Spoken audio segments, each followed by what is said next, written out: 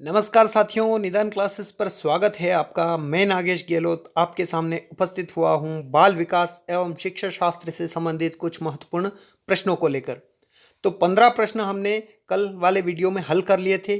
बाकी के बचे 15 प्रश्नों को हम इस वीडियो के माध्यम से हल करने जा रहे हैं।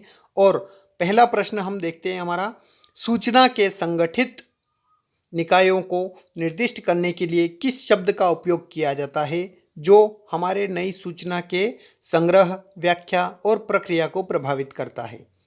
तो पहला ऑप्शन आपके सामने है क्रमबद्धता, तनावक, रूपरेखा यानी स्कीमा, और एक और है शब्दार्थ। तो देखिएगा साथियों, प्रश्न को अच्छे से समझना है हमें। प्रश्न क्या दिया हमारा है, सूचना के संगठित निकायों को दृष्टिगत, सूचना के जो संगठित निकाय होते हैं उसको हम किस रूप में जाना जाता है, यानी निर्दिष्ट करने के लिए किस शब्द का उपयोग किया जाता है जो जो हमारे नई सूचना के संग्रह, व्याख्या और प्रक्रिया को प्रभावित करता है। तो देखिएगा साथियों, सूचना के एक संगठित रूप होता है जो जीन पियाजे ने अपने पदों में प्रयुक्त किया है, जिसको हम किस नाम से जाना जाता है, जिसको हम स्कीमेटा यानी स्कीमा के नाम से भी देख सकते हैं, स्कीमा के नाम से भी जान सकते हैं। तो जीन पियाजे ने बायोलॉजी से एक शब्द लिया है जो स्कीमा कहलाता है। तो जीन पियाजे ने जो शब्द लिया उसकी अवधारणा में बताता हूँ आपको कि मानसिक संरचना की व्यवहारगत समानांतर प्रक्रिया जीव विज्ञान में क्या कहलाती है, स्कीमा कहलाती है। ये शब्द कहाँ से लिया गया है, ये लिया गया है जीव विज्ञान से, जिसको हम कहते हैं स्कीमा, जिसको हम स्कीमा कहते हैं। अर्थात किसी उद्दीपक के प्रति विश्वसनीय अनुक्रिया को ही हम स्कीमा के नाम से जानते हैं, यानी स्कीमा उद्दीपक के प्रति विश्वसनीय जो अनुक्रिया होती है उसी को स्कीमा कहते हैं। स्कीमा वातावरण द्वारा अर्जित संपूर्ण ज्ञान का एक संगठन होता है। तो यहाँ पर तनावक मैंने गलत लगा दिया, स्कीमा, स्कीमा जो है तीसरा ऑप्शन आपका ये सही होगा। जो रूपरेखा होगी यानी स्कीमा हम इसको बोलते हैं, ये जीव विज्ञान का एक शब्द है जो सूचनाओं का एक संगठन होता है। सूचनाएं, विभिन्न प्रकार की सूचनाएं इसमें संगठित होती है, तो वो इसको किस नाम से जाना जाता है, जो हम स्कीमा के नाम से जानते हैं। और किसने अपने सिद्धांत में प्रयुक्त किया है ये शब्द, तो ये जीन पियाजे के द्वारा, जो जीन पियाजे थे उन्होंने अपने संज्ञानात्मक सिद्धांत में स्कीमा शब्द को प्रस्तावित किया था। अगला प्रश्न आपके सामने है, किस शब्द का उपयोग स्मृति से सूचना के एक विशेष आइटम को प्राप्त करने की प्रक्रिया को निरूपित करने के लिए किया जाता है। यानी प्रश्न एक बार और फिर से पढ़ेंगे, किस शब्द का उपयोग स्मृति से सूचना के एक विशेष आइटम को प्राप्त करने की प्रक्रिया के रूप में निरूपित करने के लिए किया जाता है। तो उसका परिज्ञान होगा, पुनर्प्राप्ति संकेत होगा, प्रत्यास्मरण होगा या पुनर्गठन होगा। तो देखिएगा साथियों, किसी शब्द का उपयोग, मतलब किस शब्द का उपयोग करेंगे हम जब हमारी सूचना से एक विशेष आइटम को प्राप्त करने की प्रक्रिया के रूप में हम देखेंगे। तो हमारी सूचना जो मस्तिष्क में हमारे भंडारित है सूचना, उसको प्राप्त करने के लिए हम किसका उपयोग करेंगे, तो हमारा रिकॉल यानी प्रत्यास्मरण। किसी भी चीज़ को हमने पहले संगठित कर रखी है उस सूचना को हमारे दिमाग में, उसको हम फिर से रिकॉल करने की कोशिश करेंगे, यानी हम फिर से याद करेंगे उस चीज़ को। तो वो प्रत्यास्मरण के अंतर्गत आता है। रिकॉल करेंगे हम उस चीज़ का, तब जाके वो सूचना फिर से हमारे मन मस्तिष्क में आ जाएगी। तो उसको क्या कहा जाता है, प्रत्यास्मरण। अगला प्रश्न है, ADHD से पीड़ित बच्चे का लक्षण क्या होता है, what is the characteristics of the child suffering from ADHD। तो ADHD से पीड़ित बच्चे का लक्षण क्या होता है, क्या वो पेशीय समस्याएं होती है, बोलने की समस्याएं से ग्रसित होता है, बौद्धिक विकलांगता होती है उसमें, या फिर अवधान, ये इसमें अनवधान लिखा है पर अवधान से, हाँ अनवधान मतलब वही बात होगी कि अवधान का उसमें अटेंशन नहीं पाया जाता है। तो देखिएगा साथियों, यहाँ पर ADHD का हमें फुल फॉर्म सबसे पहले समझना जरूरी है कि ADHD होता क्या है। तो ए से तो हो गया हमारा अटेंशन, ए से हो गया अटेंशन, डी से हो गया डेफिसिट ADHD, और एच से हो गया हाइपर एक्टिविटी डिसऑर्डर के नाम से हम इसको जानते हैं। ADHD का फुल फॉर्म क्या है, attention deficit hyperactivity disorder, attention deficit hyper dis activity जिसको हम डिसऑर्डर भी नाम से जान सकते हैं। यानी एक अवधान संबंधी एक ऐसा विकार जिससे क्या होता है, अवधान हमारी जो ध्यान केंद्रित करने की जो स्मृति की जो समस्या आती है वो इस समस्या के अंतर्गत आती है। तो अनवधान, अनवधान का मतलब भी यही होता है कि अवधान केंद्रित करने में अगर परेशानी महसूस हो रही है तो वो किस किस रोग से पीड़ित है, वो ADHD से पीड़ित है। और यहाँ पर हमारा सही आंसर हो जाएगा इंटेंशन, यानी अवधान को केंद्रित करने में जब बालक को समस्या आती है तो वो कौन से रोग से पीड़ित होता है, ADHD यानी attention deficit hyperactivity disorder के नाम से भी इसको जाना जाता है। अगला प्रश्न आपके सामने है, आउटगोइंग यानी निर्गामी से किस तरह का व्यक्तित्व गुण सर्वाधिक रूप से सामान्यतः जुड़ा हुआ है। तो यहाँ पर आउटगोइंग, जब बच्चा आउटगोइंग सोचने लगता है, निर्गामी सोचने लगता है, तो वो किस प्रकार का शब्द उसके लिए प्रयुक्त होगा, क्या बहिर्मुखता, अंतर्मुखता, अवसाद या मनोव्याधिता। तो देखिएगा साथियों, जो व्यक्तित्व का कार्ल जुंग ने जो प्रकार बताए हैं, जिसको हम जुंग भी कहते हैं, कभी कभी युंग के नाम से भी जानते हैं इनको, कार्ल युंग कहें या जुंग कहें, ये जुंग महोदय जो थे ये नव फ्रायडवाद के अंतर्गत आते हैं। इन्होंने व्यक्तित्व के 3 प्रकार बताए हैं, व्यक्तित्व के 3 प्रकार बताए हैं। जो एक तो होता है बहिर्मुखता, यानी बहिर्मुखी, जो बाहरी सोच, आउटगोइंग थिंकिंग वाला व्यक्ति होगा वो बहिर्मुखी होगा। हालांकि आउटगोइंग यानी निर्गामी थिंकिंग वाला व्यक्ति जो होगा वो किस प्रकार का बहिर्मुखी होगा। एक होता है अंतर्मुखी और एक होता है उभयमुखी। जो तीनों प्रकार, जो इन दोनों प्रकार की विशेषताएं जिसमें पाई जाती है वो कौन सा होता है, वो उभयमुखी व्यक्तित्व का व्यक्ति होता है, उभयमुखी प्रकार का व्यक्ति होता है। तो इस प्रकार से जो उभयमुखी और अंतर्मुखी, बहिर्मुखी, ये 3 प्रकार की विशेषता जो बताई है कार्ल युंग ने बताई हैं, ये नव फ्रायडवादी कहे जाते हैं। और इन्होंने व्यक्तित्व के 3 प्रकार बताए हैं। तो आउटगोइंग यानी निर्गामी किस तरह का व्यक्तित्व है, तो व्यक्तित्व का गुण जो होता है ये बहिर्मुखता के अंतर्गत आता है। जो बहिर्मुखी व्यक्ति होगा वो आउटगोइंग थिंकिंग रखेगा, और अगर अपने मन ही मन में व्यक्ति सोचेगा तो वो अंतर्मुखता के अंतर्गत आएगा। और इन दोनों के गुण अगर किसी व्यक्ति में पाए जाएंगे तो वो किसका, वो मतलब तीसरे प्रकार का जो होगा वो बहिर्मुखी भी नहीं होगा और अंतर्मुखी भी नहीं होगा, वो इन दोनों का रूप सम्मिलित होगा। ठीक है, तो इस प्रकार से मैंने 3 आपको कार्ल युंग के अनुसार जो उभयमुखी, अंतर्मुखी और बहिर्मुखी, ये 3 प्रकार के कार्ल युंग ने जो व्यक्तित्व के निर्धारण किया है वो आपको बता दिया है। तो यहाँ पर आउटगोइंग जो निर्गामी सोच रखेगा वो व्यक्तित्व के किस गुण से संबंध रखता है, तो वो रखेगा बहिर्मुखता के। अगला प्रश्न है आपका कि रेमंड केटल का 16 PF क्या है। तो रेमंड केटल जो थे उन्होंने एक व्यक्तित्व का निर्धारण मापनी 16 कारकों से मिलकर एक व्यक्तित्व की निर्धारण मापनी तैयार की थी। तो यहाँ पर व्यक्तिवादी कारक है, जो 16 कारक बताए थे उन्होंने, किसने किसने बताए थे, तो रेमंड केटल ने जो 16 कारकों के एक व्यक्तित्व का वर्गीकरण किया था उन्होंने, और उसमें 16 कारक बताए थे। तो ये 16 PF क्या है, तो 16 एक व्यक्तिवादी कारक हैं। ये 16 प्रकार के कारक बताए और उन्होंने व्यक्तित्व का सिद्धांत दिया अपना, किसने, RB केटल ने। यहाँ पर रेमंड केटल की बात है, रेमंड केटल ने। तो रेमंड केटल ने जो है वो 16 PF क्या है, तो उनका एक निर्धारित मापनी है, निर्धारण मापनी है, जो किसका काम करती है, 16 व्यक्तिवादी कारकों के अंतर्गत आती है। और किसने दिया है, तो रेमंड केटल ने अपने सिद्धांत में 16 व्यक्तिवादी कारक बताए हैं। और इन्होंने किसका सिद्धांत दिया है, तो व्यक्तित्व का सिद्धांत इन्होंने प्रस्तुत किया है, यानी पर्सनालिटी के सिद्धांत के अंतर्गत इन्होंने 16 व्यक्तिगत कारक बताए हैं।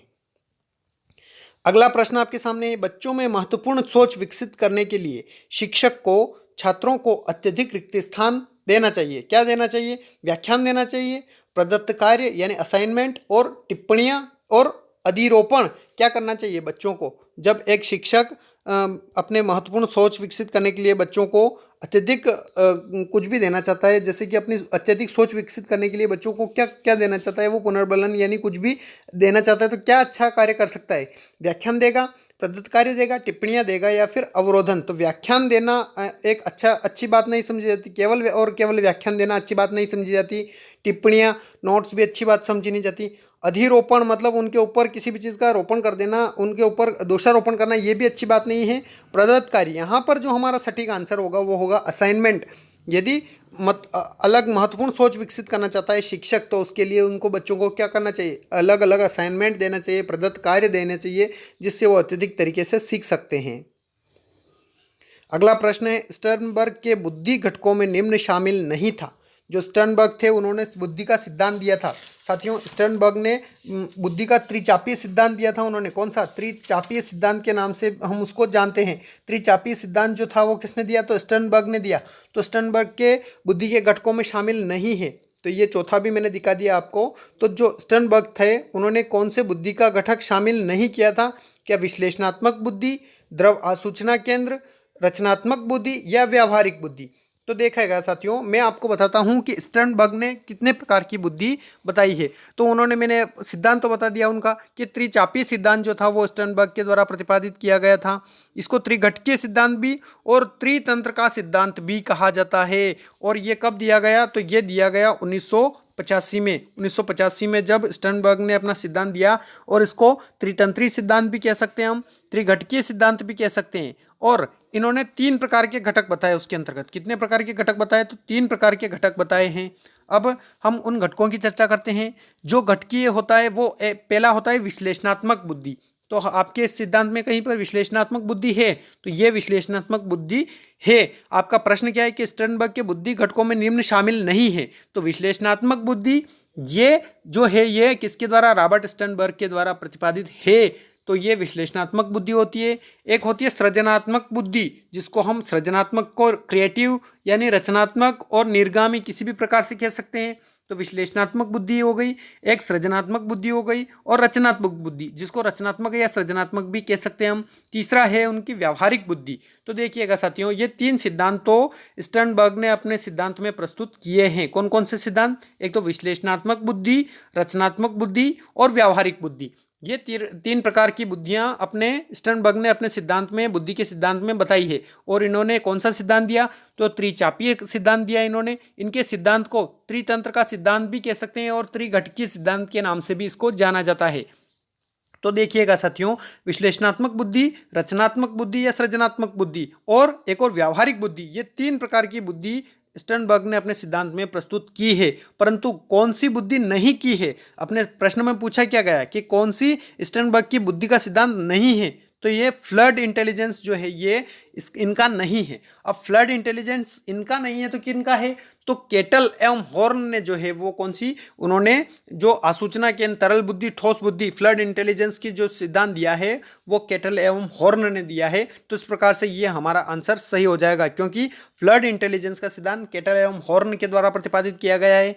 जबकि त्रिघटकीय बुद्धि जो है वो किसके द्वारा? वो स्टर्नबर्ग के द्वारा प्रतिपादित की गई है। तो यहाँ पर हमारा आंसर क्या हो जाएगा? द्रव आसूचना केंद्र।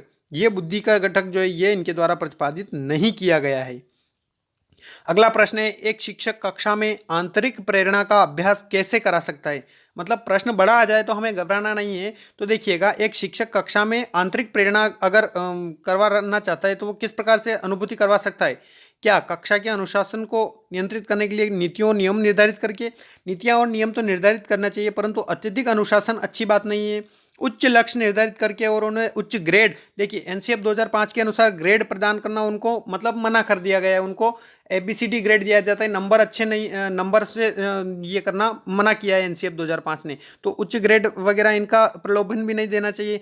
छात्रों को अपने कार्यों का चयन करने और स्वतः काम करने की अनुमति देकर, तो इसमें निरंकुशतावादी प्रवृत्ति आ जाएगी कक्षा में। अगर अपना आखिरी का क्वेश्चन जो बचा है वो है छात्रों को पसंदीदा विकल्प बनाने और उनकी पसंद के परिणामों को के लिए जवाबदेह रखने की अनुमति देकर, तो ये हमारा सही आंसर हो जाएगा कि शिक्षक अगर कक्षा में आंतरिक प्रेरणा उत्पन्न करवाना चाहता है तो उनको अपने पसंदीदा कार्य दे देंगे और उनकी पसंदीदा परिणामों की जवाबदारी स्वयं की रखने के लिए देंगे, तो वो एक अच्छा आंतरिक प्रेरणा का प्रबंध शिक्षक करता है।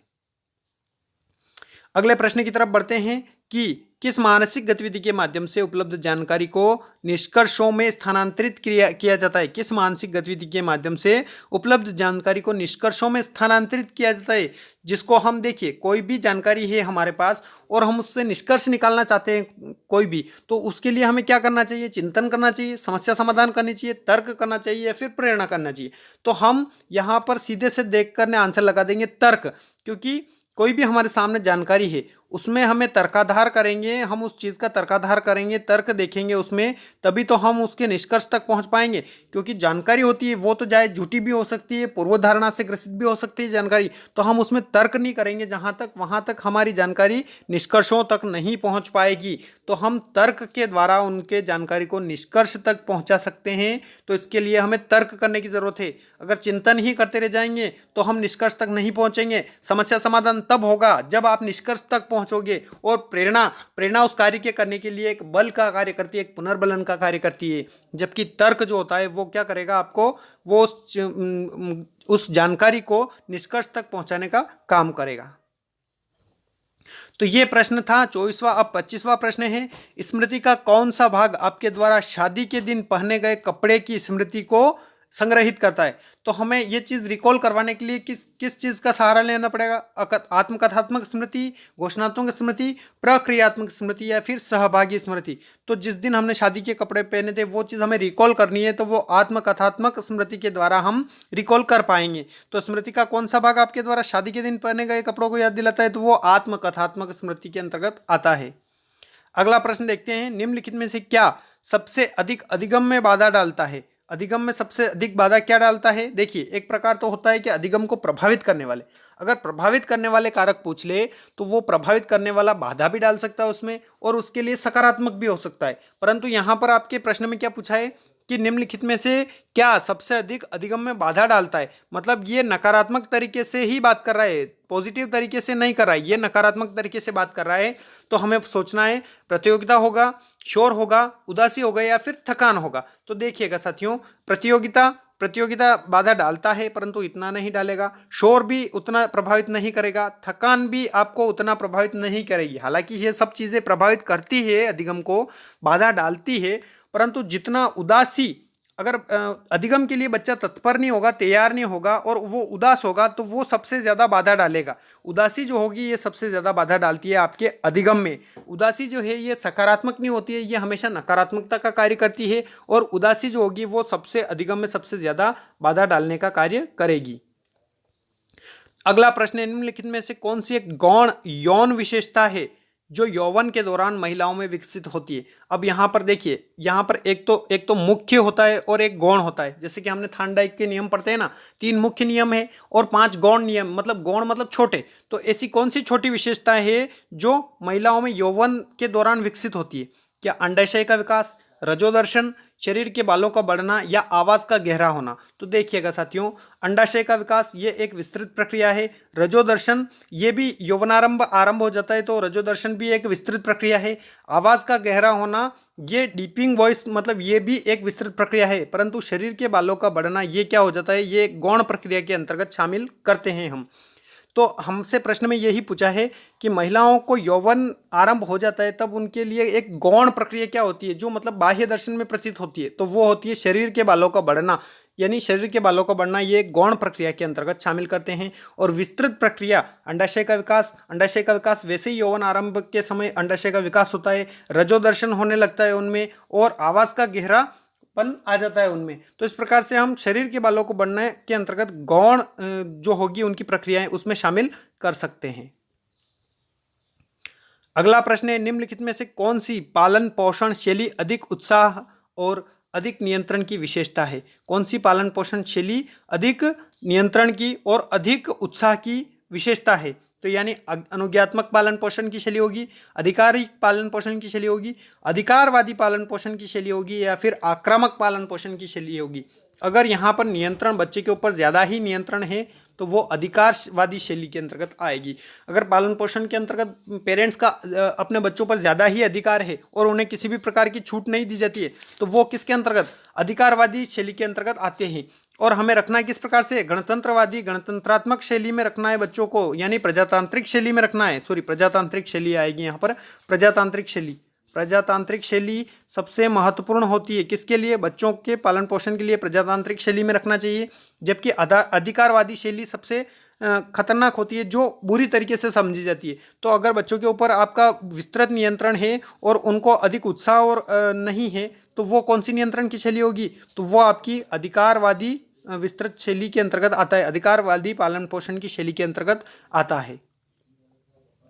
अगला प्रश्न हम देखते हैं, वह प्रसिद्ध शरीर क्रिया विज्ञानी यानी फिजियोलॉजिस्ट जिन्होंने प्रबलन रीइंफोर्समेंट की अवधारणा प्रस्तावित की और अधिगम के क्षेत्र में मनोवैज्ञानिक सिद्धांतों को लागू करने वाले पहले व्यक्ति थे। तो देखिएगा साथियों, इस महाशय के बारे में, इन महाशय के बारे में हमें याद होना बहुत ज़रूरी है, क्योंकि ये क्या किए थे, इन्होंने रीइंफोर्समेंट की अवधारणा सबसे पहले लाए थे और मनोवैज्ञानिक सिद्धांतों को अपने क्षेत्रों में लागू करने वाले भी पहले मनोवैज्ञानिक थे। तो ये शरीर क्रिया विज्ञानी थे, यानी ये मानव क्रिया विज्ञानी, शरीर क्रिया विज्ञानी थे, यानी फिजियोलॉजिस्ट थे, और इन्होंने रीइंफोर्समेंट की थ्योरी सबसे पहले दी थी और मनोवैज्ञानिक सिद्धांत सबसे पहले लागू किए थे। इतनी सारी विशेषताएं बता दी गई है आपको, तो आपको इसमें से आंसर ढूंढने में कोई दिक्कत नहीं होनी चाहिए और एडवर्ड ली थॉर्नडाइक जो होगा हमारा सही आंसर हो जाएगा, क्योंकि एडवर्ड ली थॉर्नडाइक जो थे ये एक शरीर क्रिया विज्ञानी थे, यानी फिजियोलॉजिस्ट थे, जिन्होंने प्रबलन, देखिएगा आपको लग रहा होगा कि प्रबलन तो स्किनर लेकर आए थे, परंतु बीएफ स्किनर ने सबसे ज्यादा प्रबलन पुनर्बलन का अपने सिद्धांतों में पालन किया है और सबसे पहले जो लेकर आए थे वो एडवर्ड ली थॉर्नडाइक लेकर आए थे। थॉर्नडाइक के द्वारा प्रबलन शब्द का प्रयोग किया गया और अपने अधिगम क्षेत्र में मनोवैज्ञानिक सिद्धांतों को लागू करने वाले भी प्रथम, मतलब पहला सीखने का नियम किसने दिया था, एडवर्ड ली थॉर्नडाइक के द्वारा ही प्रस्तुत किया गया। इसके बाद फिर पावलोव और पियाजे ये सब फिर बाद में आए, परंतु सबसे पहले अपने सिद्धांत, सीखने के सिद्धांत यानी अधिगम का सिद्धांत सबसे पहले प्रस्तावित किया तो वो किसने किया, एडवर्ड ली थॉर्नडाइक ने। तो इस प्रकार से हम कह सकते हैं कि रीइंफोर्समेंट की थ्योरी लेकर आए, मतलब मनोवैज्ञानिक सिद्धांतों को लागू किया, और एक शरीर क्रिया विज्ञानी यानी फिजियोलॉजिस्ट थे, तो कौन थे, एडवर्ड ली थॉर्नडाइक। इस प्रकार से हम कह सकते हैं वोल्फगंग कोहलर कौन थे, तो वोल्फगंग कोहलर, इन्होंने सूझ का सिद्धांत दिया था। ये एक गेस्टाल्टवाद के अंतर्गत आते हैं, जो कोहलर, कोफ्का, वोल्फगंग कोहलर और कोफ्का ये किसके अंतर्गत आते हैं, तो ये आते हैं, ये गेस्टाल्टवाद के अंतर्गत आते हैं। जिन पियाजे संज्ञानवाद के अंतर्गत आते हैं। इवान पेट्रोविच पावलोव ने किसके ऊपर, अपने कि कुत्ते के ऊपर प्रयोग किया था ना पावलोव ने, जिन्होंने शास्त्रीय अनुबंधन का सिद्धांत प्रस्तुत किया था। तो इस प्रकार से हम कह सकते हैं कि एडवर्ड ली थॉर्नडाइक ने, जिन्होंने प्रबलन का सिद्धांत प्रस्तुत किया, और स्किनर ने अपने सिद्धांत में सबसे ज्यादा प्रबलन का प्रयोग किया। तो इस प्रकार से हमारा सही आंसर क्या हो जाएगा, एडवर्ड ली थॉर्नडाइक। अगला प्रश्न है आपके सामने, निम्नलिखित में से क्या गलत धारणा नहीं है। यहाँ पर गलत धारणा नहीं है मतलब सही धारणा है, 3 तो गलत धारणाएं होंगी परंतु एक सही धारणा होगी। तो क्या अवैज्ञानिक मान्यताएं, तो अवैज्ञानिक मान्यताएं गलत धारणा है, अवैज्ञानिक मान्यताएं नहीं रखनी चाहिए। संज्ञानात्मक परस्पर विरोधी विचार या फिर पूर्वाग्रही विचार, तो पूर्वाग्रही विचार भी नहीं रखने चाहिए, हमें आधुनिक विचार रखने चाहिए। पूर्वाग्रही विचार जो रूढ़िबद्ध विचार होने चाहिए वो हमें नहीं रखने चाहिए। मातृभाषा मिथ्या बुद्धि, वो भी मिथ्या बुद्धि भी नहीं रखनी चाहिए मातृभाषा के प्रति, परंतु संज्ञानात्मक परस्पर विरोधी विचार ये हम रख सकते हैं। तो इस प्रकार से गलत धारणा कौन सी नहीं है, तो संज्ञानात्मक परस्पर विरोधी विचार ये गलत धारणा नहीं है, जबकि अवैज्ञानिक मान्यताएं, पूर्वाग्रही विचार और मातृभाषा मिथ्या विचार ये तीनों गलत धारणाएं के अंतर्गत आता है, जबकि संज्ञानात्मक परस्पर विरोधी विचार ये गलत धारणा के अंतर्गत नहीं आता है। तो ये थे आज के 15 प्रश्न जो हमने हल किए हैं। उम्मीद करता हूं कि आपको अच्छे से समझ में आए होंगे। अगर समझ में आए हों तो इस मेहनत को सफल बनाने के लिए अपने दोस्तों को शेयर कीजिए, और अभी तक आपने सब्सक्राइब नहीं किया है तो प्लीज़ सब्सक्राइब कीजिए चैनल को एंड लाइक कीजिए। Thanks for watching.